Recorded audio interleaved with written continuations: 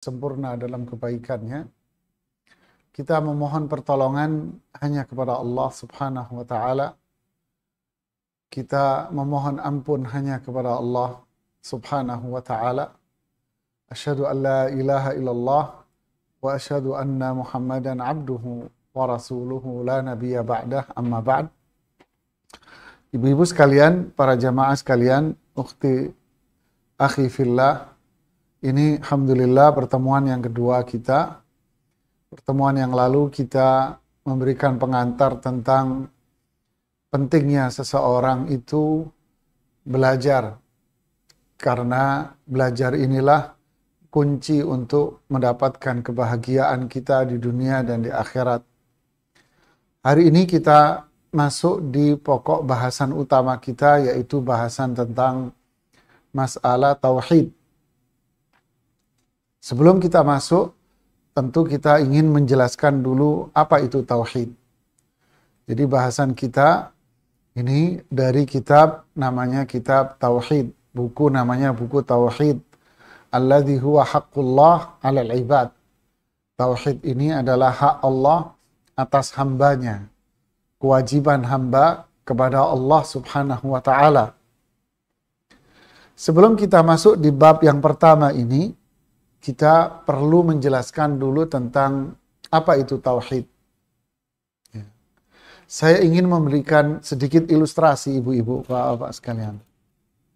Ini saya siapkan lidi. Ya, lidi sate saya ini, memang lidi sate. Ini kan lidi nih, berserakan. Ya. Ini berserakan ini. Anggap ini lidi ya. Ini berserakan ini lidi. Lalu lidi ini, apa yang terjadi? Biar tidak berserakan, lidi ini saya gabung jadi satu. Ya, saya gabung, kemudian saya ikat. Ya, saya ikat jadi satu. Secara bahasa, inilah yang namanya tauhid. Apa itu tauhid? Tauhid itu menjadikan komponen-komponen yang berserakan itu menjadi satu kesatuan. Tauhid berarti apa? Ada beberapa komponen-komponen, lalu komponen-komponen ini kita satukan jadi satu. Ibarat sebuah lidi yang terdiri dari banyak lidi, lalu kita ikat jadi satu, jadilah dia sapu lidi. Ya. Jadi tauhid itu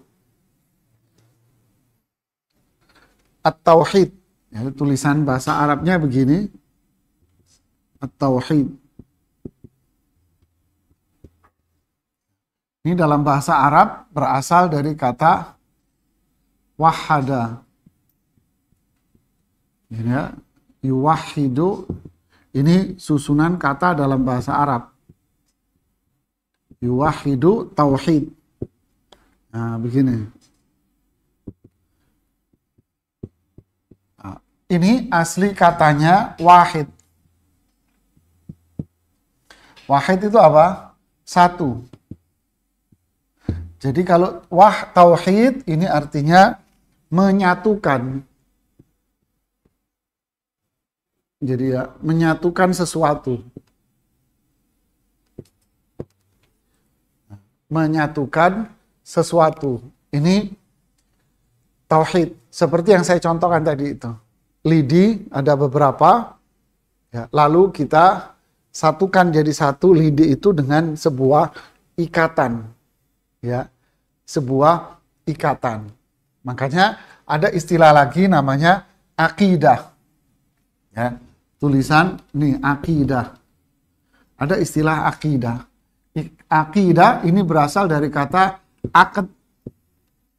Akad itu apa? Ikatan. Makanya ada istilah akad nikah. Nah, membuat sebuah ikatan antara si fulan dengan si fulanah yang tidak ada hubungan apa-apa sebelumnya. Ya, nggak ada hubungan mahram dan sebagainya, nggak ada ikatan, diikatlah dengan sebuah ikatan akad namanya pernikahan. Diikat dua-duanya. Namanya akad pernikahan dengan sebuah ijab qabul. Akad jual beli, terjadi perpindahan kepemilikan barang antara si A dengan si B dengan sebuah akad yang ikatan akidah. Jadi tauhid itu menyatukan beberapa elemen, beberapa komponen menjadi satu, lalu diikat. Nah, jadi tauhid itu menyatukan. Ya, tauhid menyatukan. Apanya yang disatukan? Di surat Al-Lail Allah mengatakan inna sa'yakum lasyatta. Aktivitas manusia itu beraneka ragam. Nah, ini menarik nih. Coba lihat turunannya. Aktivitas. Aktivitas kita ini banyak sekali keanekaragamannya ya. Macam-macam aktivitas kita ini komponennya. Lasyatta. Beraneka ragam aktivitas manusia. Ya. Fa'amma man a'ta wattaqa. Lalu Allah mengatakan, adapun orang yang a'ta memberi, wattaqa bertakwa, wasaddaqa bil husna.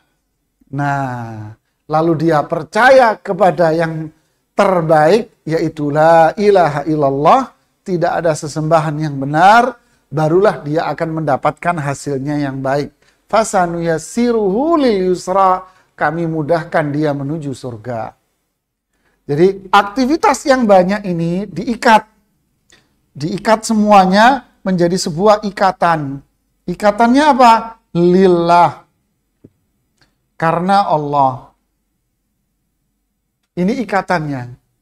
Makanya doa yang kita panjatkan apa? Qul inna solati, ya sesungguhnya solatku, saya tulis bahasa Indonesia aja.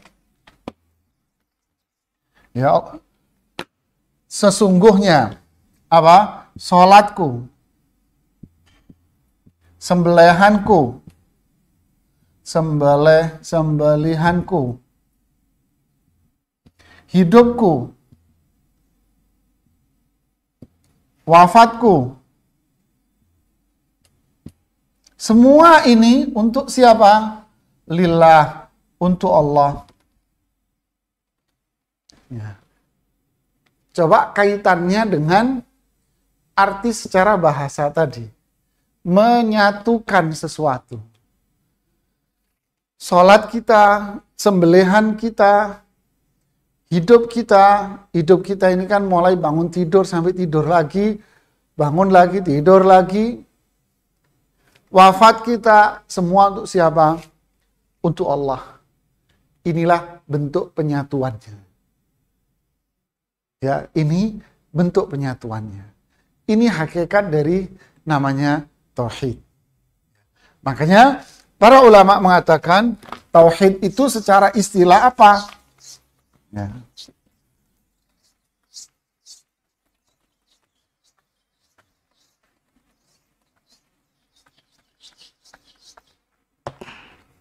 Berarti tauhid. Ya. Tauhid. Tauhid menurut bahasa tadi adalah menyatukan. Menyatukan sesuatu. Oke. Secara istilah, tauhid itu apa? Mengesahkan Allah.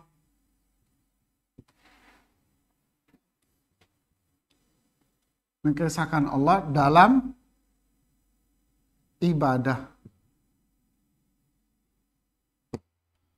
Ini simpelnya. Ada sih yang mengartikan yang panjang. Ya. Ini simpelnya. Mengesahkan Allah dalam ibadah. Ini tauhid.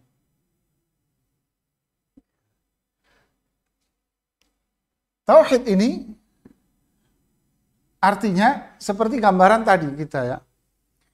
Semua aktivitas kita itu diikat dengan sesuatu karena Allah, nama ikatannya. Mengesahkan Allah, maksudnya berarti tauhid ini apa? Berarti satu. Nah inilah kategori macam tauhid. macam-macamnya.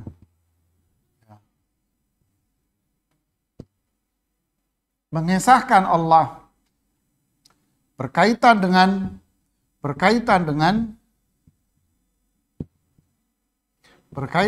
zat Allah, ya. Yang ini berkaitan dengan siapa? Hamba.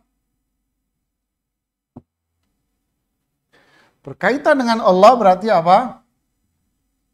Allah itu punya nama-nama dan sifat. Ya, berkaitan dengan perbuatan Allah.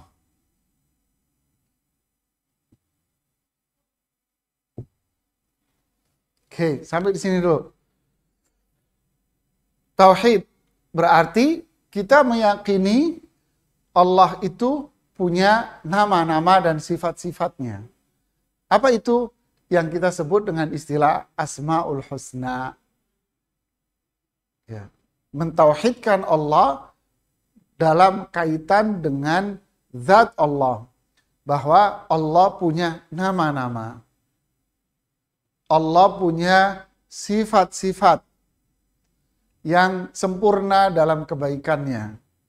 Walillahil asma'ul husna fad'uhu biha. Allah itu punya nama-nama yang sempurna dalam kebaikannya. Fad'uhu biha. Kita beribadah dengan nama Allah ini. Kita berdoa dengan nama Allah ini. Nah, inilah yang dimaksud dengan karena Allah. Kita berdoa, berpijak pada nama-nama Allah ini. Kita meminta dengan nama-nama Allah ini. Kita melakukan ibadah dengan nama-nama Allah ini.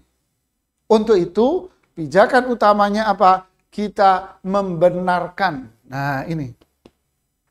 Membenarkan bahwa Allah itu punya nama-nama, Allah itu punya sifat-sifat. Nama-nama Allah dan sifat-sifat Allah ini wajib kita membenarkannya, meyakininya sebagaimana yang Allah sebutkan di dalam Al-Quran dan hadis. Kita tidak boleh menyamakan Allah dengan manusia. Tapi kita mengimani, membenarkan apa adanya. Contoh, Allah punya nama Al-Alim. Berarti Allah itu punya sifat Al-Ilmu, mengetahui, maha mengetahui.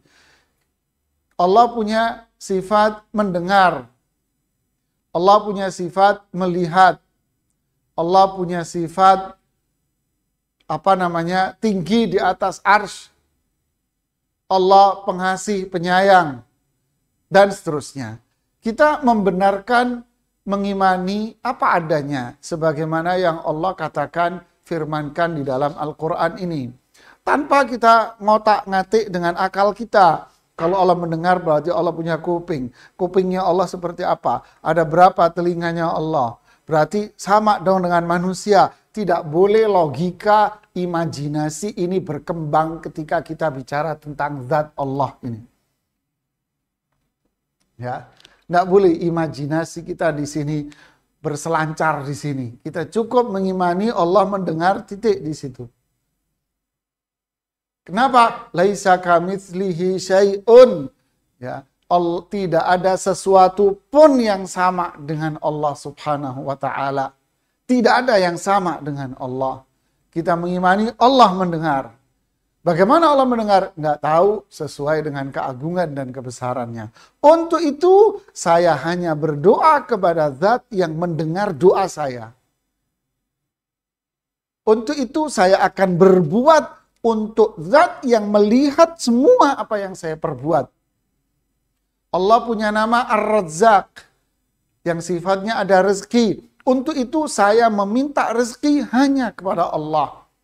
Wa fis sama'i rizqukum wa ma tu'adun. Rezeki saya di langit sudah dijanjikan, sudah ditentukan oleh Allah. Rezeki saya bukan di perusahaan.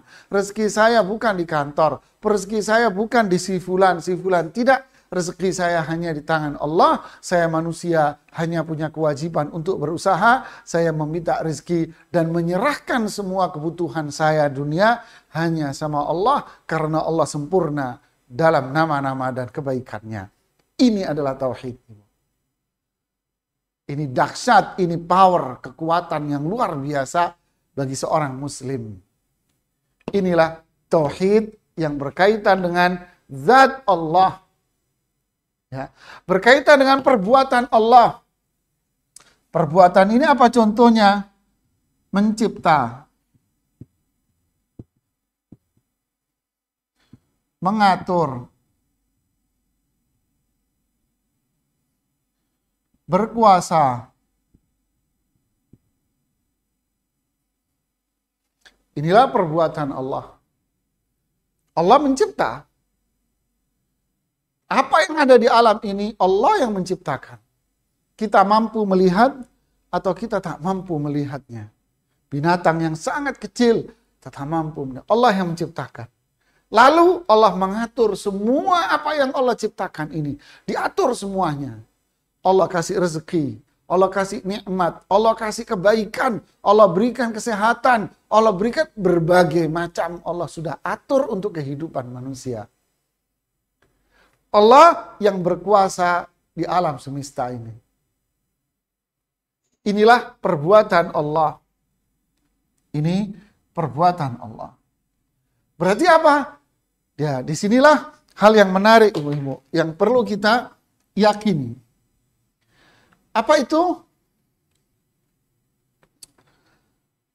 Adakah kekuatan lain di alam semesta ini yang mengendalikan alam semesta? Jawabannya tidak ada.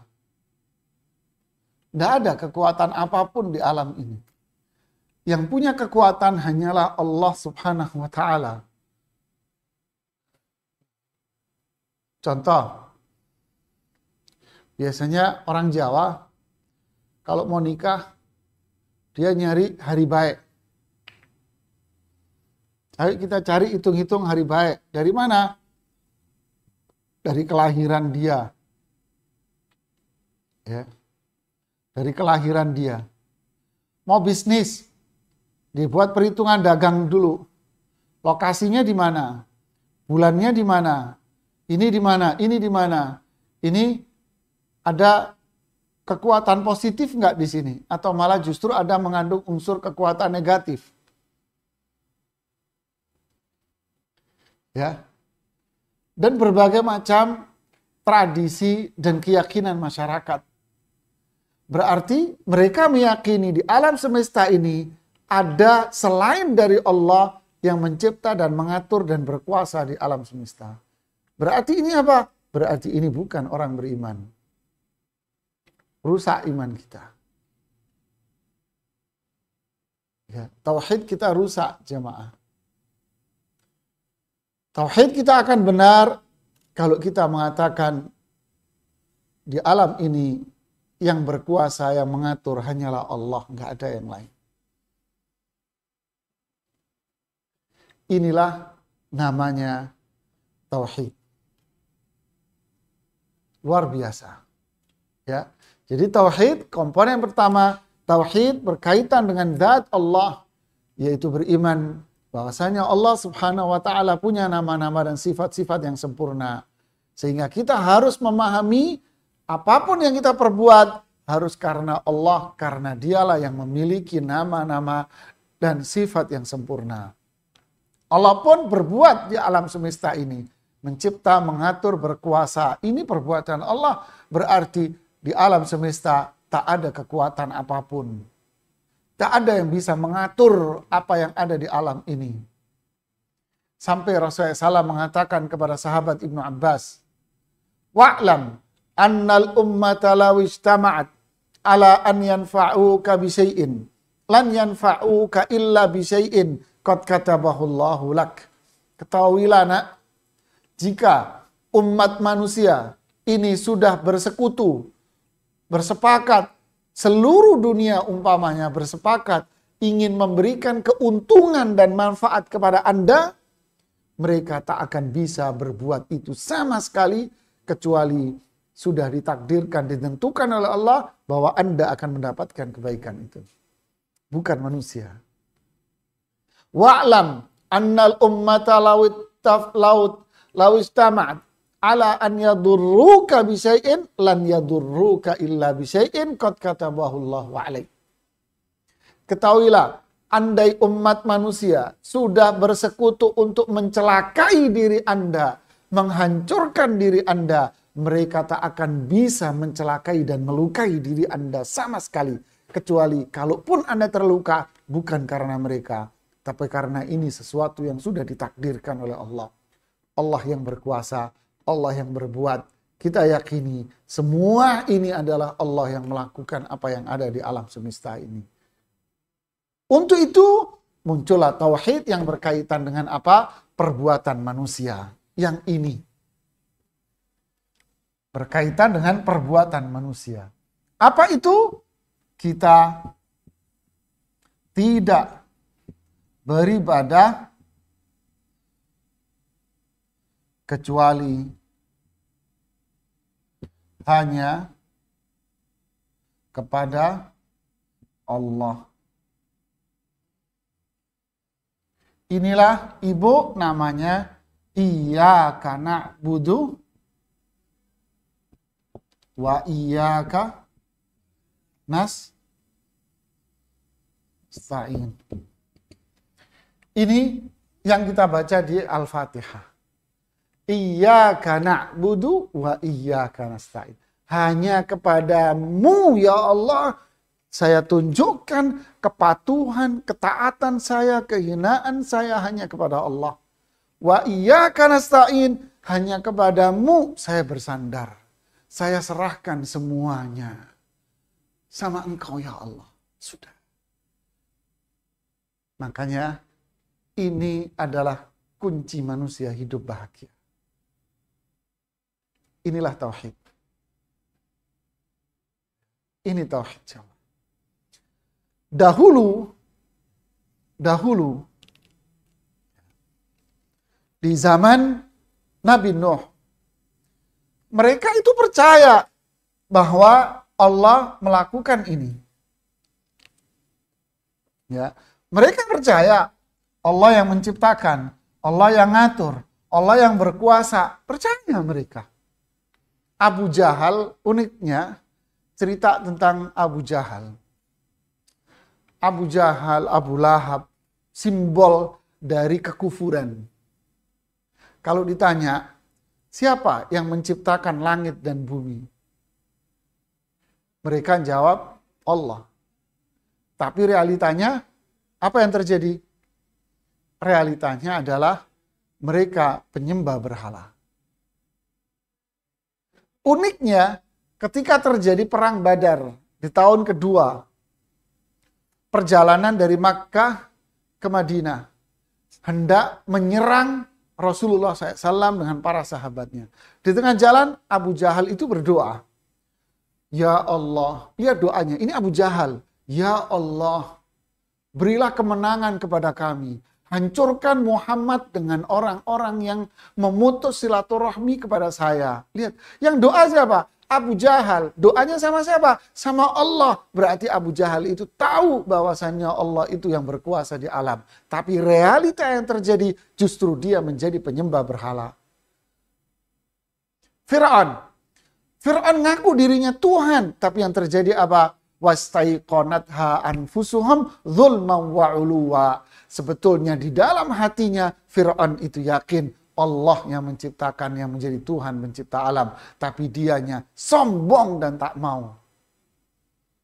Ini yang muncul kewajiban manusia harus paham tentang tauhid itu. Artinya apa? Tak cukup manusia itu dengan mengatakan, saya percaya Allah yang menciptakan langit dan bumi ini Tuhan. Bahasa orang umum gitu. Saya percaya yang menciptakan saya Allah, yang ngasih rezeki saya ini adalah Allah, yang ini itu bla bla dan sebagainya ini Allah subhanahu wa ta'ala, saya percaya. Tapi apakah yang dia yakini itu akhirnya melahirkan sebuah perbuatan ini yang menjadikan dia apa? Beribadah hanya sama Allah, tunduk, patuh, taat hanya sama Allah. Jika tidak, ya mohon maaf, apa bedanya dengan yang dilakukan oleh mereka dahulu yang pada akhirnya diazab? Allah tidak katakan mereka itu orang beriman. Jadi, tauhid kita akan sempurna ketika komponen ini harus kita yakini. Mengesahkan Allah dalam ibadah. Artinya apa? Membenarkan bahwa Allah dengan zatnya punya nama-nama dan sifat-sifat. Semua nama-nama sifat-sifat yang kita benarkan. Allah tinggi di atas arsy, Allah tinggi di atas langit, kita benarkan. Jangan dipakai logika dengan mengatakan Allah di mana-mana. Rusak keimanan kita akhirnya. Ya. Kita membenarkan bahwasannya Allah berbuat, Allah melakukan, Allah punya perbuatan di alam semesta ini. Allah mencipta, mengatur, berkuasa. Untuk itu konsekuensinya ketika kita melakukan ini, maka ini yang harus kita lakukan. Apa itu? Kita tidak beribadah kecuali hanya sama Allah. Kita berdoa meminta sama Allah. Saya tidak akan pergi ke kuburan. Saya tidak akan meyakini bahwa benda-benda ini adalah benda keramat dan memiliki power ini dan itu perhitungan. Tidak. Saya hanya meminta kepada Allah, memohon kepada Allah, berlindung kepada Allah, tunduk patuh hanya sama Allah. Semuanya ketaatan kepada Tuhan hanya diberikan kepada Allah. Sami'na wa ata'na. Saya dengar dan saya taat. Inilah hakikat dari yang namanya tauhid, Ibu. Lawan dari tauhid ini apa lawannya? Lawannya adalah syirik. Ini lawannya. Syirik itu apa? Mereka tidak mempercayai ini. Allah tidak punya nama-nama dan sifat. Enggak ada itu. Tidak percaya dia dengan nama-nama Allah. Allah enggak mendengar, Allah enggak mengetahui, Allah tidak tinggi di atas arsy. Allah itu di mana-mana, atau Allah itu enggak di depan, enggak belakang, enggak tengah, enggak di mana-mana Allah. Kacau ini.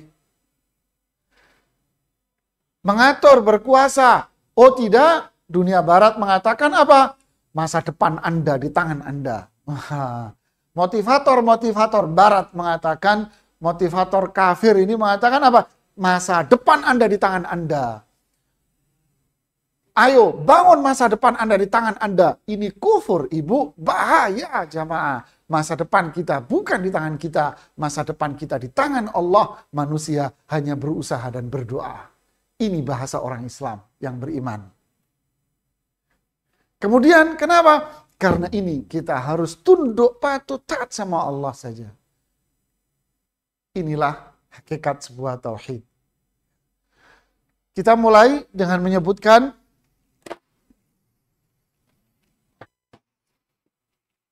udah setengah jam ini. Kita mulai dengan menyebutkan dalil-dalil yang disebutkan oleh penulis di dalam kitab ini. Yang pertama adalah surat Az-Zariyat ayat 56. Ya, surat Az-Zariyat ayat 56. Bismillah.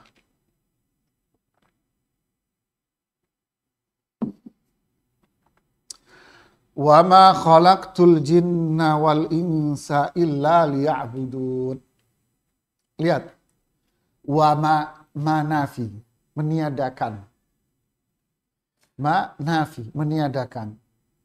Khalaqtu, aku menciptakan. Tuh perbuatan Allah yang tadi. Aku, kata Allah, tidak. Lihat ini. Aku, kata Allah, tidak menciptakan. Siapa? Al-jin wal ins. Aku tidak menciptakan jin dan manusia.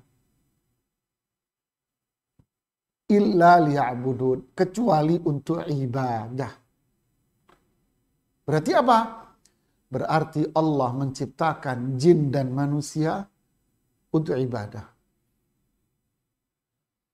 sebagaimana Allah menciptakan alam semesta ini untuk bertasbih kepada Allah. Jin pula berarti punya kewajiban ibadah, ya sebagaimana manusia juga punya kewajiban untuk beribadah. Ibadah itu apa? Inilah ibadah yang kita jelaskan, yaitu tauhid. Mengesahkan Allah. Allah punya nama-nama. Allah berbuat di alam semesta ini, menciptakan, mengatur, dan berkuasa. Kalau dalam tauhid, Allah punya nama-nama dan sifat-sifat yang mulia. Ini disebut dengan tauhid asma wa sifat. Allah berbuat, yaitu menciptakan, mengatur, dan berkuasa. Ini disebut dengan istilah tauhid rububiyah. Kita punya kewajiban untuk ibadah hanya kepada Allah. Ini disebut dengan tauhid uluhiyah. 3 komponen ini. Inilah tujuan Allah menciptakan jin dan manusia. Ini hakikat sebuah kepatuhan kepada Allah. Inilah tauhid. Ini dalil utama dalam tujuan penciptakan manusia. Jadi kalau manusia tidak melakukan konsep ini, maka dia bukan hamba Allah. Ya, dia bukan hamba Allah, jamaah. Kelanjutan ayat ini menarik. Ma uridu minhum min rizqin wa ma uridu minhum an yud'imun. Allah tidak menginginkan rezeki dari kalian, dan Allah tidak menginginkan kalian itu memberikan makan kepada Allah, tapi justru Allah lah yang memberikan makan kepada kita. Artinya apa? Manusia yang telah diciptakan oleh Allah, hendaknya kesibukan dia, prioritas utama dia manusia itu adalah apa? Mewujudkan dirinya hamba yang bertauhid, percaya, yakin dengan kebenaran dan keberadaan Allah, yakin dengan kekuasaan Allah, yakin bahwa Allah punya nama-nama dan sifat-sifat, yakin bahwa alam di semesta ini hanya dikuasai oleh Allah Subhanahu wa taala. Manusia ada di muka bumi ini menunjukkan penghambaan, ketundukan, kepatuhan dia hanya kepada Allah Subhanahu wa taala. Ini tujuan utama manusia untuk hidup di dunia. Yang terjadi apa? Kebalik. Manusia melupakan ini, akhirnya lahirlah time is money. Ya. Mungkin saya salah ucap ya bahasa Inggrisnya ya, Bu ya. Waktu itu duit katanya. Ini salah. Waktu itu adalah ibadah buat kita. Apakah berarti kita nggak boleh cari duit? Tidak, kan aktivitasnya kita karena Allah sebagai bentuk kepatuhan kita kepada Allah. Tak keluar dari koridor perintah Allah. Karena Allah itu berkuasa, Allah berbuat. Artinya apa? Hukum itu Allah yang menentukan. Aturan Allah yang menentukan. Disinilah letak kepatuhan kita kepada aturan yang telah ditetapkan oleh Allah di dalam Al-Quran dan Sunnah. Ibnu Katsir rahimahullah mengomentari dengan ayat ini, saya tidak menginginkan rezeki dari kalian, saya yang ngasih rezeki. Artinya apa? Jika manusia melakukan konsep ini dengan baik, maka Allah jamin rezekinya dia. Allah jamin rezeki manusia. Jika manusia bertauhid dengan benar, ya, melakukan semua ini karena Allah, untuk Allah, Allah jamin rezekinya dia. Gak usah takut. Rezeki itu kan gak harus banyak. Tapi sesuatu yang cukup buat kehidupan dia. Ayat yang kedua. Surat An-Nahl ayat 36. Walaqad ba'atsna fi kulli ummatin rasula. Allah telah mengutus pada setiap kaum ini Rasul. Rasul yang pertama Nabi Nuh. Kemudian Hud, Saleh, dan seterusnya, dan seterusnya. Setiap kaum diutus oleh Allah di situ seorang Rasul. Sampai pada Rasulullah Sallallahu Alaihi Wasallam menjadi Nabi dan Rasul yang terakhir dari semuanya sampai hari kiamat nanti adalah umat dari Rasulullah Sallallahu alaihi wasallam. Apa tugas dari semua nabi dan rasul ini? Semua nabi dan rasul ini, perhatikan tugasnya. Apakah berbeda-beda tugas mereka? Tidak. Apa itu? Ani'budullah wajtanibut taghut. Ibadahlah hanya kepada Allah dan jauhi segala bentuk peribadatan selain Allah. Jadi mulai Nabi Nuh sampai Rasulullah SAW, semua ini punya tugas yang sama. Apa itu? Mengajak manusia untuk bertauhid, untuk beribadah hanya kepada Allah. Semuanya. Adapun teknis pelaksanaan dari ibadah itu, bagaimana tata cara sholat, bagaimana zakat, bagaimana puasa, hajinya orang dulu, ini bisa berbeda-beda. Walikullin ja'alna minkum syir'atan wa minhaja. Setiap dari nabi dan rasul memiliki tata cara yang berbeda. Tapi prinsip dasar mereka semuanya kembali ke satu prinsip. Apa itu? Allah tidak menciptakan jin dan manusia kecuali untuk beribadah hanya kepada Allah, menunjukkan kepatuhan, ketundukannya hanya sama Allah saja. Wajtanibut taghut, hindari ketundukan, kepatuhan, ketaatan kepada selain Allah Subhanahu wa ta'ala. Hindari ibadah-ibadah, doa, memohon, meminta ketergantungan kepada selain Allah Subhanahu wa ta'ala. Lihat, ini tujuan penciptaan manusia. Ini tujuan Allah mengutus para nabi dan rasul. Berarti ini tujuan Allah menciptakan alam semesta. Berarti untuk ini pula surga dan neraka itu ada. Subhanallah ya. Kita lihat ayat yang ketiga, yaitu surat An-Nisa ayat 36. Wa'budullah wa la tusyriku bihi syai'a. Ini intinya. Beribadahlah kalian hanya kepada Allah dan jangan berbuat syirik sedikit pun. Ini tujuan utamanya. Ibadah hanya kepada Allah dan jangan syirik. Kemudian sama di ayat yang keempat, yaitu surat Al-An'am ayat 151 sampai 153 panjang. Qul ta'alau atlu ma harrama alaikum rabbukum ma harrama rabbukum alaikum alla tusyriku bihi syai'a. Marilah wahai semua manusia, Yahudi, Nasrani, siapapun, ayo mari. Apa itu? Kita bacakan sama-sama wahyu Allah. Apa itu wahyu Allah? Jangan syirik, jangan menyekutukan Allah. Ayo kita semua tertuju dan kembali hanya kepada Allah. Ini prinsip dasar jamaah. Makanya setelah itu Abdullah bin Mas'ud mengatakan ini adalah wasiat Rasulullah SAW kepada umatnya yang disampaikan di hari-hari terakhir sebelum Rasulullah SAW wafat. Ya, ini wasiat beliau yang terakhir. Ya. Waktunya mau habis ini Ibu ya. Nah inilah berikutnya adalah hak dan kewajiban. Ya, hak dan kewajiban. Makanya di hadits yang terakhir di sini Rasulullah SAW mengatakan kepada sahabat Mu'adz ibnu Jabal, wahai Mu'adz, tahukah kamu haknya Allah atas hamba dan hak hamba atas Allah? Rasulullah menjawab, hak Allah kepada hambanya adalah hamba itu beribadah hanya kepada Allah semata, tidak boleh berbuat syirik. Hak Allah, kewajiban hamba kepada Allah apa itu? Ibadah hanya ditujukan kepada Allah dan jangan berbuat syirik. Ini haknya Allah. Hak hamba apa? Jika hamba beribadah hanya kepada Allah, maka haknya dia, Allah tidak akan mengadab dan menyiksa dia. Inilah kunci kehidupan bahagia dunia dan akhirat.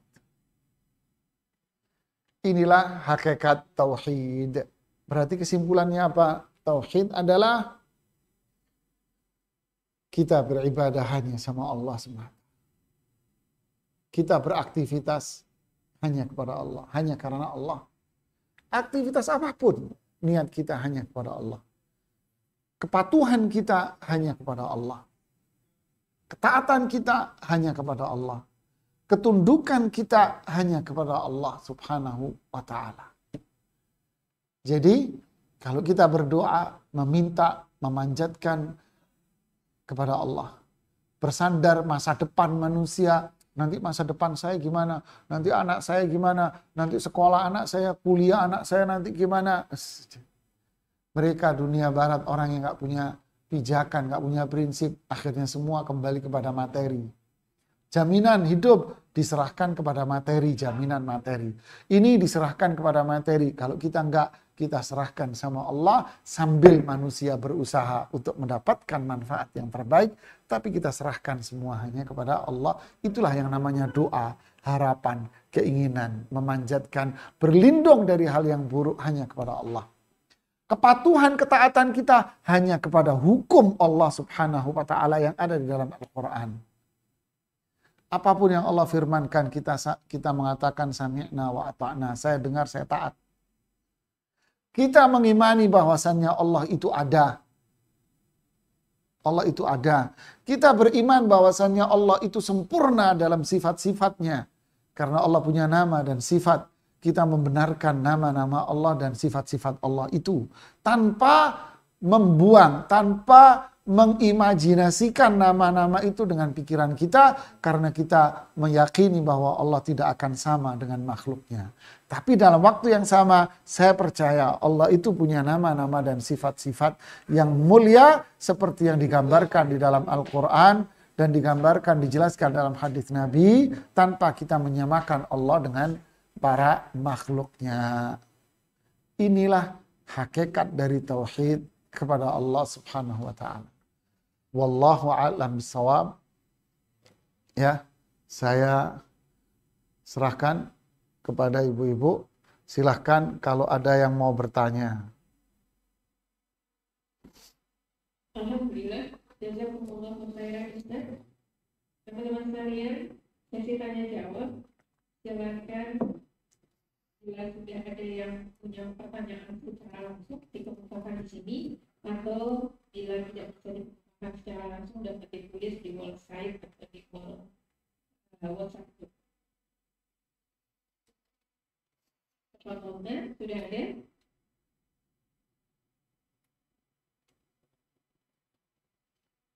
Bila belum ada, Ustaz, ini ada pertanyaan sedikit terkait tapi sedikit agak bersifat. Bisa Anda bacakan? Ya, silakan Ibu. Ya, Assalamualaikum warahmatullahi wabarakatuh. Waalaikumsalam warahmatullahi wabarakatuh. Serta tim keberkahan dan perlindungan dimanapun berada. Pertanyaannya adalah, saya ceritakan sedikit masalahnya Ustaz. Saya punya teman suami istri, satunya orang Indonesia, satunya orang Amerika. Si suami ini yang orang Indonesia, dia berencana tinggal dan sudah tinggal di Indonesia untuk mengurus ibunya yang janda dan anak perempuannya, adik perempuannya. Kemudian si istri di sini, maksudnya di Amerika, tidak terlalu suka suaminya mengurus ibunya di sana karena mereka jauh terpisah. Kemudian satu kali ketika si suaminya datang ke Amerika dan si istri merencanakan sekali dia ingin hamil supaya suaminya tidak bisa pulang kembali ke Indonesia. Kalau ternyata si istrinya hamil dan suaminya sekarang tidak bisa ke Indonesia karena dan situasi sekarang. Apakah istri ini sekarang harus jujur kepada suaminya tanpa melakukan rencana jadi kemudian kayak Ya, bismillah, alhamdulillah, salatu wassalamu ala rasulullah ya ba'd. Ya, para jemaah sekalian, intinya begini, bagi seorang istri, saya nyoroti seorang istri dulu ya. Bagi seorang istri, kewajiban utama dia setelah kepada Allah, yaitu ibadah kepada Allah. Yang kedua adalah kewajiban istri itu taat. Taat kepada suaminya. Rasulullah SAW bersabda, Zaqa ta'mal iman. Lan tadhuqa imra'atun ta'mal iman hatta tuaddi haqqa zawjiha. perempuan itu tidak akan menikmati manisnya iman sampai dia melaksanakan kewajiban dia kepada suaminya. Artinya apa? Ibadah yang dilakukan oleh seorang wanita itu bisa jadi akan sia-sia saja. Tidak ada rasanya, hambar ibadah yang dia lakukan. Kenapa? Karena dia tidak melakukan kewajiban dia kepada suami. Jadi ketaatan seorang istri kepada suami itu kedudukannya sangat tinggi. Sampai Rasulullah SAW mengatakan, "Lau kuntu amiran li ahadin an yasjuda li ahadin la amartul mar'ata an tasjuda li zaujiha." Kalau boleh saya menyuruh seseorang untuk sujud kepada sesama manusia, lihat ini. Ini bentuk tauhid ya.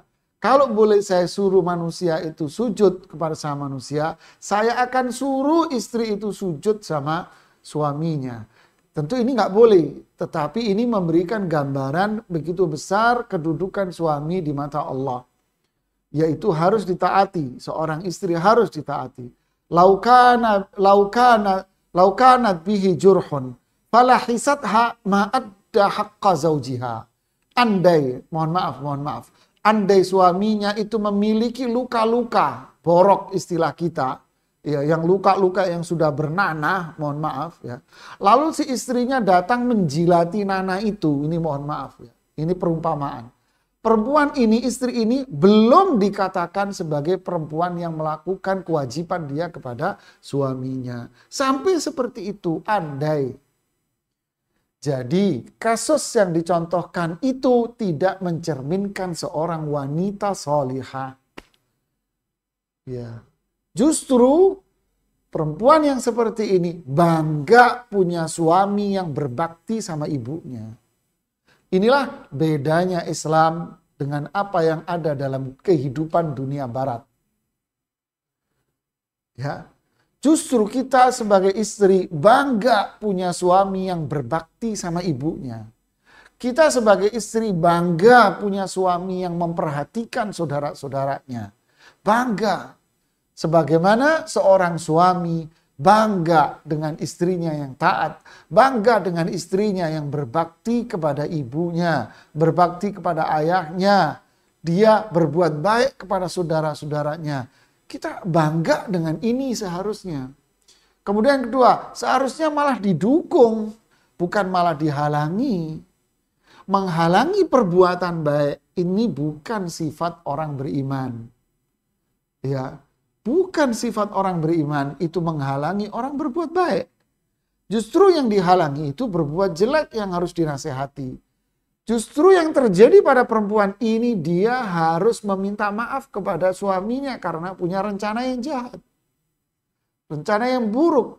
Menghalangi sosok anak untuk berbakti sama ibunya. Kita tahu berbakti sama ibu itu kunci surga. Berbakti sama orang tua itu kunci surga. Istri atau suami yang menghalangi pasangannya untuk berbakti sama orang tuanya, ini bukan hamba Allah yang beriman, tidak. Nasihati dan dia harus meminta maaf kepada suaminya atas apa yang telah dia perbuat itu. Wallahu a'lam bishawab. Alhamdulillah, jazakumullah khairan Ustaz. Teman-teman ada yang ditanyakan secara langsung di sini? Silakan diambil. Ya malu-malu nih ibu-ibu banyak nih.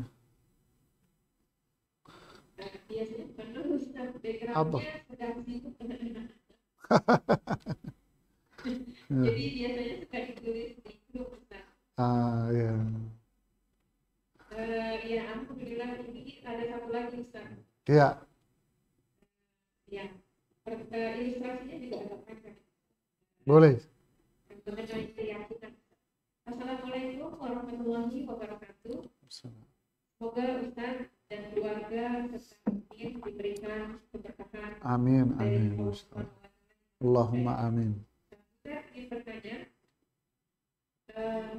pernikahan kami, hubungan suami istrinya semakin lama semakin jauh dan ada indikasi suami tidak suka lagi kepada istri dan ingin menceraikan. Dilihat dari kata-katanya yang selalu menginginkan saya pergi dari rumah. Saya sendiri tidak bekerja dan punya anak yang masih kecil. Saya percaya rezeki Allah yang Tetapi ada ketakutan bila kami bercerai akan terlantar karena saya tidak punya siapa-siapa di negeri ini. Yang ingin saya tanyakan pertama, apakah saya sebaiknya pulang ke Indonesia karena masih punya keluarga di sana dan tidak akan mentelantarkan saya? Yang kedua, apakah saat ini saya harus bekerja keluar dari rumah supaya ada ketenangan bila suatu saat suami mengusir saya dari rumah beserta bisa ketemu saya? Masya Allah. Ini pertanyaannya menyedihkan ini Ibu. Jawaban saya, ya, alhamdulillah, salatu wassalam Rasulullah ba'd. Pertama, jangan kita punya perasaan kecil hati dulu. Jangan punya perasaan yang negatif dulu. Perasaan-perasaan negatif, pikiran-pikiran negatif, itu akan mengganggu diri kita. Secara fisik akan terganggu, akan muncul berbagai macam penyakit loh. Pikiran, perasaan negatif akan menjadikan hidup kita ini kabur dan tak ada cahaya kebahagiaan di situ. Jadi, teruslah berpikiran positif. Jangan negatif seperti ini. Yang kedua, karena kita nggak boleh berpikiran negatif, maka yang kedua adalah apa? Lakukanlah kebaikan. Ini sepertinya suami saya mau menceraikan saya, sepertinya dan sepertinya. Saya tidak tahu di balik itu, bisa jadi indikasi kuat, memang mau menceraikan ya, tapi tetap berpikiran positif, walaupun indikasinya kuat, tetap berpikiran positif. Yang kedua, berbuat baik. Ya. Kenapa? Imam Syafi'i pernah mengucapkan sebuah bait syair. Ahsin ilan nasi tasta'bid qulubahum. Berbuat baiklah kepada manusia, Anda akan perbudak orang itu. Ini memang berpijak pada Al-Quran. Idfa' billati hiya ahsan. Fa'idhal ladhi bainaka wa bainahu adawa ka'annahu waliyun hamim. Idfa' billati hiya ahsan. Lakukanlah kebaikan kepada orang yang gak suka sama Anda. Suami Anda terlihat sudah gak suka sama Anda. Berbuat baiklah sama dia. Ya, lakukan kebaikan-kebaikan yang luar biasa. Ya, istilahnya joros mabuk deh. Lakukan biar suami Anda mabuk sama Anda. Gitu ya. Jadi lakukan kebaikan kepada orang yang tidak suka sama Anda. Fa'idzalladzi bainaka wa bainahu adawah. Nanti orang yang tidak suka, benci kepada Anda, dia menjadi teman Anda yang akrab. Ini, lihat kunci Al-Quran. Ya. Berpikiran positif, terus berbuat baik. 3. Jika memang kondisi seperti yang Anda gambarkan, ternyata Anda diceraikan oleh suami Anda, maka jawaban saya, Anda tinggal dengan keluarga, dengan saudara, dengan teman-teman akan jauh lebih baik daripada Anda tinggal dengan orang asing. Ya, makanya coba lihat, ketika para sahabat itu hijrah dari Makkah ke Madinah, para sahabat penduduk Makkah yang disebut dengan muhajir tak punya sanak keluarga, tak punya teman karena memang beda suku dan beda sama sekali. Tidak punya siapa-siapa, terasing mereka. Lalu apa yang dilakukan oleh Rasulullah SAW? Menjadikan para sahabat yang berlainan dan terasing ini menjadi saudara. Dipersaudarakan oleh Rasulullah SAW sehingga mereka menjadi satu kesatuan. Sekarang Anda kalaupun terjadi seperti yang Anda gambarkan, maka pulang ke kampung halaman lebih mulia Anda. Di sana ada keluarga Anda, ada orang tua. Di sana ada saudara-saudara Anda. Di sana ada teman-teman Anda dari kecil. Ada tetangga-tetangga yang pasti akan membantu Anda. Tinggal di rumah sendiri akan jauh lebih baik daripada kita tinggal di hotel yang berbintang-bintang. Walaupun rumah kita itu sangat sederhana, tapi tetap rumah saya the best daripada hotel yang berbintang-bintang. Wallahu alam. Ini jawaban saya. Ini ada pertanyaannya. Apakah jika seorang belajar agama hanya sebatas mendengarkan seluruh kajian asatidzah, menyuruh yang baik dan menolong dikaji tentang akhlak hubungannya dengan manusia, tapi tidak mengerti tentang tauhid, sehingga dirinya tidak mengerti masalah manhaj dan tidak mengerti tentang keberadaan Allah keberadaan Allah jatuh keluar dari Islam? Ya, bismillah, alhamdulillah, salatu wassalam rasulillah. Tauhid ini prinsip dasar. Ya, makanya ini awwalu wajibin 'alal muslim. Kewajiban pertama bagi seorang muslim adalah ini tauhid. Belajar ini. Ini kewajiban pertama yang harus kita pahami. Jika tidak, rusak iman kita. Ya. Apalah artinya sebuah tutur kata yang indah? Apalah artinya sikap yang baik? Tapi sebetulnya di dalam hatinya itu ada lubang dari kemunafikan dan kemusyrikan kepada Allah. Wa idza ra'aitahum tu'jibuka ajsamuhum wa in yaqulu tasma' liqaulihim. Kalian kalau melihat orang-orang munafik di Madinah, Abdullah bin Ubay, penampilan mereka akan memukau kalian semuanya. Wa iyaqulu, kalau mereka mulai berbicara, berorasi, mereka mempunyai komunikasi yang luar biasa sehingga kalian akan terbelalak dan tercengang melihat kemampuan mereka dalam berkomunikasi. Tapi siapa mereka? Wallahu yashhadu innal munafiqina lakadzibun. Allah bersaksi bahwa orang-orang munafik ini hanyalah para penipu-penipu dan pembohong saja. Kenapa? Allah bilang, ka'annahum khusyubun musannadah. Ini orang munafik ibarat hiasan-hiasan dinding saja. Inilah akibat dari apa? Tak ada tauhid dalam hatinya. Jadi kewajiban utama bagi kita adalah belajar tauhid kita. Tauhid ini adalah pelaksanaan dari la ilaha illallah. Keyakinan dan melaksanakan. Yakin dan melaksanakan dari apa? La ilaha illallah. Konsekuensi seseorang ketika dia menjadi orang Islam. Mengucapkan 2 kalimat syahadat menjadikan orang kafir masuk Islam. Setelah masuk Islam, dia punya kewajiban-kewajiban yang harus dilakukan. Sebagaimana seorang karyawan ketika melamar di suatu perusahaan, ketika dia diterima, maka dia punya kewajiban-kewajiban yang harus dilakukan. Ada kewajiban yang bersifat prinsip, ada kewajiban yang bersifat minor. Kewajiban yang prinsip dan paling prinsip adalah apa? Tauhid, la ilaha illallah. Nah, tauhid yang baik pasti akan melahirkan akhlak yang mulia. Man kana yu'minu billahi wal yaumil akhir falyaqul khairan aw liyasmut. Orang yang beriman kepada Allah dan hari akhir, ucapkan tutur kata yang baik. Jadi orang yang punya iman, punya tauhid kepada Allah, pasti dia orang yang punya akhlak. Tapi kalau kita ingin berakhlak tanpa belajar tauhid dan akidah, bagaimana cerita kita membangun sebuah rumah tanpa pondasi? Akhlak itu muncul, perilaku, watak manusia akan muncul dari iman dan tauhid. Tanpa tauhid itu hanya lipstik saja. Wallahu a'lam.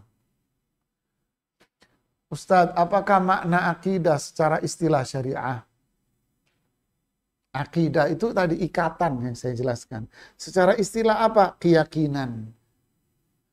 Keyakinan, membenarkan prinsip-prinsip pokok-pokok yang telah Allah ajarkan kepada kita. Membenarkan, meyakini. Apa yang harus kita benarkan? Apa yang harus diyakini? Itulah prinsip-prinsip dasar keimanan.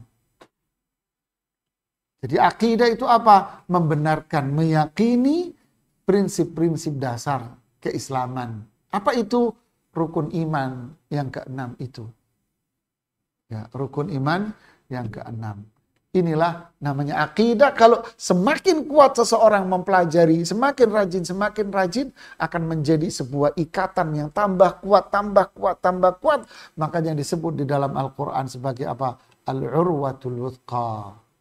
Ikatan yang sangat kuat sekali. Lan fisawmalaha. Tidak akan lepas itu ikatan itu. Ikatan inilah yang menghantarkan pelakunya menuju surga. Ada lagi? Ada Ustaz, sudah tertulis. Sudah? Atau masih? Ada Ustaz. Ya, silakan. Ini ada beberapa pertanyaan Ustaz. Nanti terserah Ustaz yang sudah masuk pada 4 pertanyaan. Mungkin ini yang agak singkat-singkatnya. Bacakan Ustaz. Yang pertama adalah Ustaz, bagaimana mendidik anak yang berusia 7-8 tahun yang di sekelilingnya, misalnya di sekeliling sekolahnya, banyak yang mengatakan bahwa Allah itu tidak ada. Jadi anak ini ketika di rumah, ketika saya menyuruh dia sholat atau menyuruh bersyukur seperti mengucapkan alhamdulillah atau kalimat Allah, anak ini bisa berbicara buat aku bersyukur atau melakukan itu karena Allah kan tidak ada. Astaghfirullahaladzim. Astaghfirullahaladzim. La hawla wa la quwata illa billah. Ibu, bapak, ayah, bunda, pendidikan yang paling baik itu adalah pendidikan mata dan pendidikan telinga. Maksudnya apa? Melihat dan mendengar. Ini yang dahsyat. Kok bisa? Ya, karena yang dilihat anak, yang didengar anak, itu terekam dalam memori dia. Tersimpan di memorinya dia. Untuk kalau yang dia lihat, kalau yang dia dengar itu buruk seperti yang dicontohkan dalam pertanyaan tadi, maka anak ini harus dirubah penglihatan dan pendengarannya. Harus dirubah dia. Untuk apa? Untuk melahirkan memori yang baru di otaknya, sehingga memori yang lama ini akan bisa terhapus dengan apa yang dia lihat dan dia dengar yang baru ini. Ya. Nah, dari sini apa yang dia lihat dan apa yang dia dengar? Tentu yang pertama kali yang dia lihat, yang dia dengar adalah orang tuanya. Orang tuanya mencerminkan nggak nilai-nilai Islam. Makanya Allah bilang di At-Tahrim apa? Qu anfusakum wa ahlikum nara. Jagalah diri kalian dan keluarga kalian dari api neraka. Berarti apa? Memulai dari sang ayah, dari sang ibu, mencerminkan akhlak Islam di situ, ibadah, tauhid kepada mereka, akidah, keimanan kepada mereka, melahirkanlah anak-anak yang seperti ini. Berarti pula yang kedua apa? Menempatkan anak di dunia pendidikan yang berpijak pada prinsip iman. Bahaya sekali ibu, ayah, bunda kalau anak kita ditaruh pendidikan yang bersifat liberalis begini. Ini apa istilahnya komunis ini, tak kenal Tuhan ini. Terus anak kita sekolahkan di situ hanya berdalih dari sisi teknologi saja. Na'udzubillah, mau jadi apa anak kita ibu? Terus apa solusinya sekarang? Kalau saya memberikan saran, pindahin pendidikan anak Anda di sekolah Islam yang benar. Yang berpijak dengan keimanan yang benar, pindahin sekolah anak Anda. Kemudian mulailah untuk menghapus memori dia dengan pendengaran dan penglihatan, apa yang dia dengar, apa yang dia lihat, berprinsip dan bercermin dari prinsip keimanan. Wallahu a'lam bishawab. Ya. Pertanyaan yang berikutnya.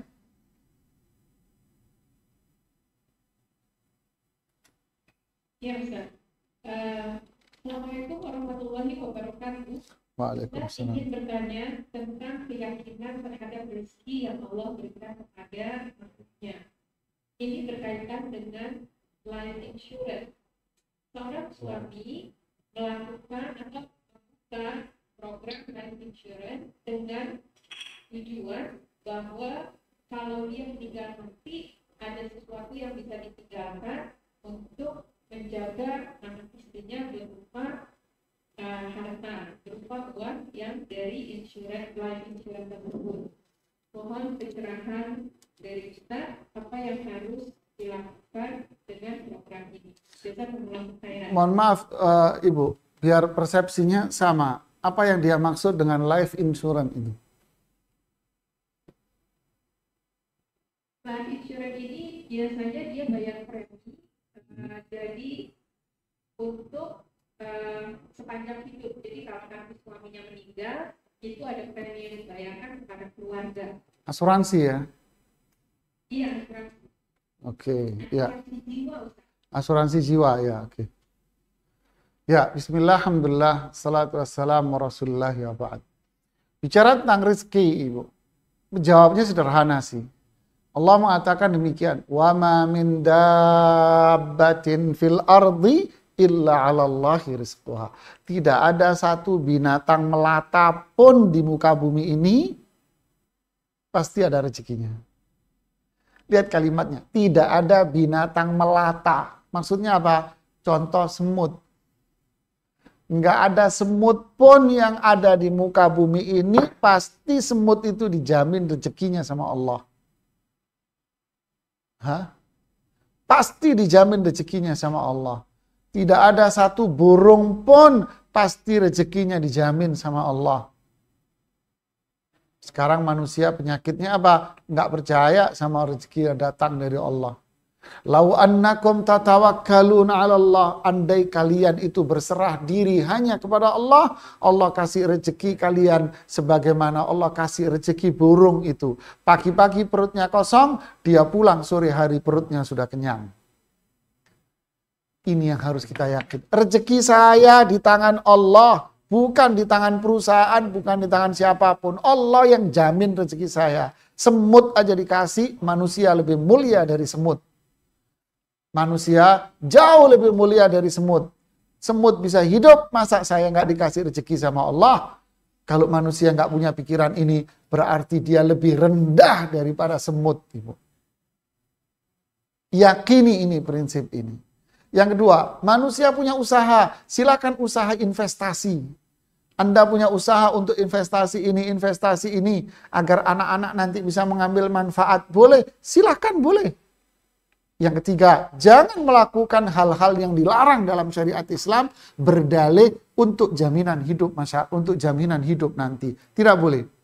Asuransi ini dilarang, haram hukumnya, dilarang oleh para ulama Islam seluruhnya. Asuransi itu hukumnya haram, Ibu. Asuransi jiwa, asuransi ini haram hukumnya dalam syariat Islam. Jangan melakukan yang haram dengan dalih untuk memberikan jaminan kehidupan, menderita hidup kita. Kenapa asuransi itu haram? Riba, judi, gambling. Ya. Ini mereka orang barat tak punya aturan. Yang aturan mereka hanya duit, menghalalkan segala macam cara. Islam ada aturan, Al-Quran, hadis untuk menjamin kehidupan mereka. Inilah letak kebahagiaan orang Islam. Rezeki memang di tangan Allah. Yakin. Saya hanya berusaha. Berusaha untuk sekarang, berusaha untuk investasi biar anak-anak ke depan bisa mendapatkan manfaat dari ini semua. Silahkan, asal investasi dan bisnis yang halal. Bukan dengan cara asuransi yang haram seperti ini, Ibu. Ya, wallahu a'lam bishawab.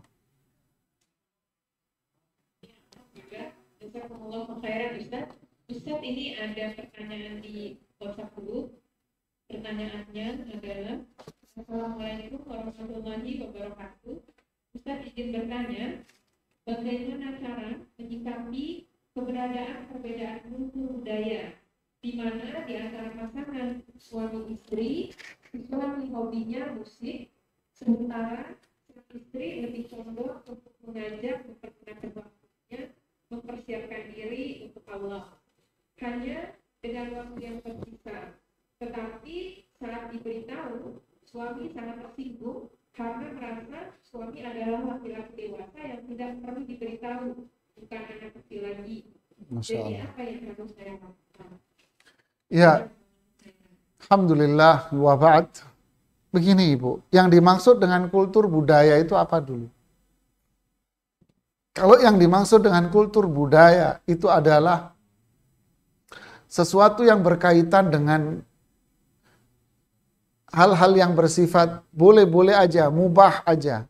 Tidak ada sangkut paut dengan masalah halal haram di dalam Islam, silahkan. Si fulan punya hobi memancing, si fulan punya hobi miara binatang tertentu umpamanya. Ini silahkan, ini hobi aja. Ini kebiasaan dia, atau dia punya kebiasaan tertentu yang tidak ada sangkut paut dengan masalah halal haram, sah-sah aja. Tapi kalau itu bersangkutan dengan halal haram, kita tidak bisa bicara lagi tentang budaya dan kultur. Kita harus kembali kepada Allah. Inilah namanya tauhid, dan kembali kepada hukum yang sudah Allah tentukan. Syariat Islam sudah mengatur masalah hukum musik.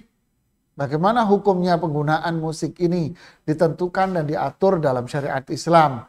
Maka kita harus tunduk, patuh kepada Allah, taat kepada Allah. Inilah iman dan ketauhidan kita. Jadi kalau berbeda, berkaitan dengan halamil haram, maka prinsipnya adalah kembali kepada satu solusi yang namanya nasihat. Dinasehati suaminya pelan-pelan. Ya, mungkin bahasanya menggunakan bahasa yang lebih santun lagi. Dibelikan buku-buku yang berkaitan dengan masalah musik. Atau didengarkan ceramah-ceramah yang menunjukkan bahwa kita ini punya kelemahan. Bukan berarti orang dewasa terus jadi Superman. Superman itu hanya di dunia televisi saja, nggak ada dalam dunia nyata. Ya, nggak ada orang merasa dirinya hebat, sudah dewasa, hebat, sudah tahu semua, nggak ada. Manusia penuh dengan kelemahan, butuh nasihat, butuh tolong-menolong. Ya, jadi teruslah menasehati dia dan berdoa kepada dia, berikan bacaan-bacaan, dengarkan ceramah-ceramah, semoga Allah memberikan hidayah kepada dia. Wallahu a'lam bishawab. Yang Alhamdulillah, jazakumullah khairan Ustaz. Ustaz, bila berkenan, bolehkah ada satu lagi pertanyaan? boleh saya terakhir Ibu ya? Ya. Sebab saya jam 9 ada workshop waris Ibu. Lebih Ya. puyeng. Ya, Iya. alhamdulillah, kalau ini terakhir. Assalamualaikum warahmatullahi wabarakatuh. Waalaikumsalam warahmatullahi wabarakatuh. Ustaz, izin bertanya, bagaimana penjelasan Ustaz mengenai keputusan Allah Subhanahu wa Ta'ala yang telah Allah tuliskan di Lauhul Mahfuz? Lalu bagaimana usaha dan doa kita tentang membawa rezeki, membawa nasib, dan membawa kita ke surga? Dan karena terkadang ini sangat bertentangan. Jazakumullah khairan, semoga Allah Subhanahu wa Ta'ala merahmati Ustaz dan keluarga di mana berada. Ya, bismillah, alhamdulillah, salatu wassalamu Rasulullahi wa ba'd. Sini kita kameranya arahin ke sini, ke pintu sini. Ya. Coba arahin kameranya ke sini. Oke. Sudah. Nah, Ibu, ini pintu ini jamaah ya. Ini pintu. Tahukah kita apa yang ada di balik pintu sana? Tahu? Nggak tahu. Kita tak tahu apa yang ada di balik tembok. Kita tak tahu apa yang ada di balik pintu. Nggak tahu kita. Apa yang harus kita perbuat? Kita nggak tahu kok yang harus di balik pintu. Terus apakah berarti saya nggak boleh keluar? Saya harus di sini saja? Tidak, saya nggak tahu apa yang terjadi di balik pintu. Cuman apa yang terjadi? Saya kalau mau keluar, Saya ikut aturannya. Saya ketok dulu, saya permisi dulu. Kalau memungkinkan, saya masuk. Kalau enggak, saya tidak. Inilah sedikit ilustrasi. Ya, ini ilustrasi. Takdir itu sesuatu yang gaib yang kita tidak tahu. Takdir manusia itu gaib. Kita nggak tahu. Malaikat saja nggak tahu. Apalagi kita nggak tahu, Ibu. Yang tahu takdir seseorang itu hanya Allah Subhanahu wa Ta'ala. Pahami ini. Ya, jangan berpikir kita takdir ini nanti, kita nggak tahu takdir manusia. 5 menit ke depan saya nggak tahu, setengah jam ke depan saya nggak tahu, 1 jam. Nanti sore kita nggak tahu apa yang akan terjadi. Besok kita nggak tahu apa yang terjadi. Ini rahasia Allah. Yang kedua, Allah sudah memberikan kepada kita aturannya, SOP-nya. Anda harus begini, Anda harus begini. Kita lakukan apa yang sudah Allah perintahkan kepada kita. Yang ketiga, ihris ala man yanfa'uk. Lakukan apa yang bermanfaat buat Anda. Lakukan aturan Allah, lakukan yang bermanfaat buat kita. Lakukan yang manfaat. Lakukan etika dan aturan yang ada. Yang keempat, doa, memohon kepada Allah agar hari esok lebih baik daripada hari ini. Berdoa kepada Allah. Semua ini jalani dengan penuh ketabahan, kesabaran, sambil memohon pertolongan kepada Allah untuk kebaikannya. Nanti jikalau seandainya apabila nggak usah dipikirin, jikalau seandainya apabila kita pikirin, nggak bisa, Ibu, nggak bisa jamaah. Kita hanya berpikir mana aturannya. Oh, ini aturan Allah. Mana yang bermanfaat buat saya? Oh, ini bermanfaat buat saya. Saya kerjakan sambil saya meminta tolong kepada Allah, saya memohon kepada Allah, kerjakan. Ayo jalan. Ternyata setelah jalan kita mendapatkan sesuatu yang di luar dari ekspektasi kita, di luar apa yang kita inginkan. Jangan kecil hati. Berarti ini yang ditakdirkan oleh Allah kepada saya. Kapan? Setelah terjadi. Ini yang ditakdirkan oleh Allah. Setelah terjadi baru tahu kita.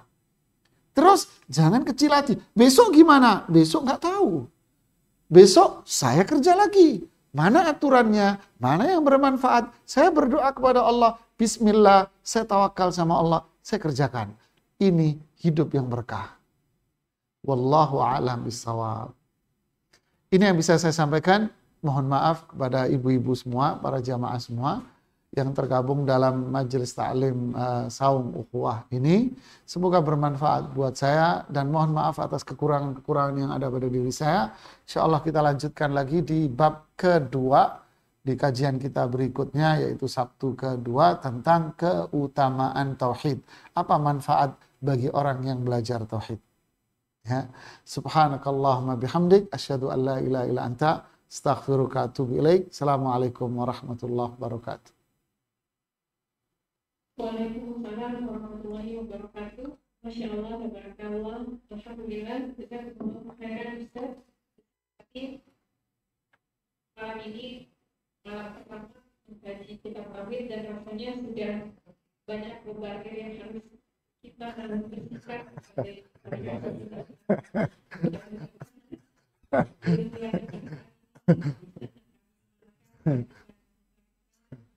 jadi hafalan yang baik dari dan semoga Allah Subhanahu wa taala memberikan perlindungan kepada kita dan keluarga. Amin, amin. Amin. Kami mohon maaf dari berarti selama hari ini subhanallah wa bihamdihi baik. Assalamualaikum warahmatullahi wabarakatuh. Waalaikumsalam.